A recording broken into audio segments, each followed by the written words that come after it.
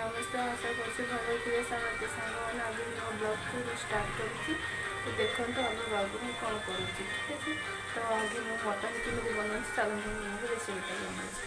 ଏଥିରେ ତେଲ ପକାଇକି ଜିରା ପକାଇ ଦେଇଛି। ଜିରା ପକାଇ ସାରିଲା ପରେ ଟିକେ ଜିରା ଲଙ୍କା ପକାଇ ଦେଇଛି।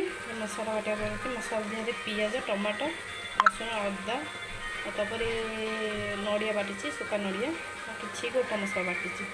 तो ये टिके तेल मरी आसिले आधे सब मसला पकईदब।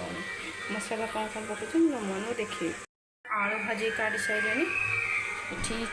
मटन को रेडीमेड कर रखीदे कर सारापर देख आगे कौन कौन पकड़ सांगे आधे सब मसला पकड़े हल्दी गुंड लंका गुंड मटन मसला धनिया गुंड लुण खाली पकड़ देखो अब कौन कौन पकाऊँ।